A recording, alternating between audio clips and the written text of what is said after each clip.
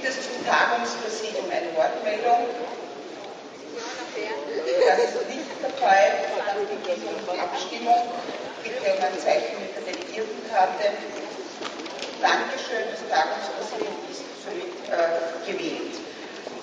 Zur besseren Abwicklung des Bundesforums möchte ich vorschlagen, dass nicht während der Gesamtkonferenz alle Mitglieder am Podium sitzen. Wir haben für die einzelnen Walter Steidl, wir haben ja einen ziemlichen Zeitdruck und daher ist es wichtig, dass wir die Wahl auch so schnell wie möglich abwickeln. Daher schlagen wir euch vor, die Kommission aufzuteilen auf insgesamt 10 Kommissionen und durch Sekretärinnen und Sekretäre der GPA DFB zu ergänzen.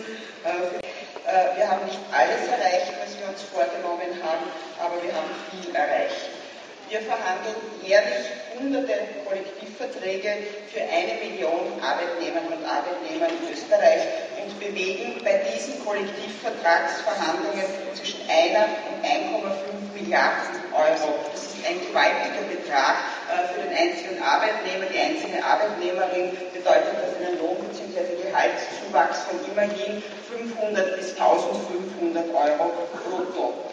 Die meisten Verhandlungen. Und ich weiß jetzt schon, was kommt. Da wird man dann sagen, in 2 Jahren, wenn kein Geld da ist, das sind wieder die Unfähigen in der Selbstverwaltung, die nicht in der Lage sind, irgendetwas umzusetzen oder gut zu wirtschaften. Das Werkel fordern die Wahl. Wir weisen jetzt schon darauf hin, das ist zu wenig und wir verlangen auch entsprechend, dass diese zugesagten 100 Millionen auch entsprechend eingehalten werden. Das sind nur einige wesentliche Schwerpunkte aus diesem Initiativantrag und ich bitte euch sehr, dass wir ihn diskutieren, dass wir ihn morgen dann auch beschließen und dass wir auch alles in unserer Kraft und in unseren Möglichkeiten Stehende tun, um die Punkte, die hier angesprochen sind, auch noch umzusetzen. Herzlichen Dank.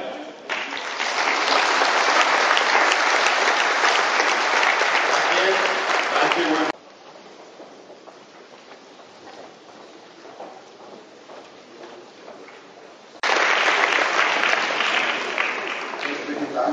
Wir kommen jetzt zur Generaldebatte. Ich bitte euch, die Wortmeldungen schriftlich beim Präsidium abzugeben und sowohl das Kapitel als auch den Antrag in dem Kapitel dazu zu schreiben, zu dem ihr sprechen wollt. Und ich ersuche auch noch einmal um die Beachtung der Redezeit.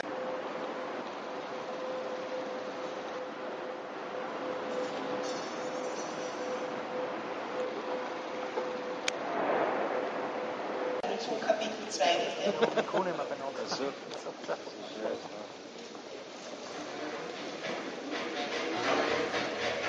Die GPA DJP verhandelt als Gewerkschaft etwa 160 Kollektivverträge in vielen Branchen. Ziel aller Verhandlungen sind faire und sozial gerechte Arbeitsbeziehungen.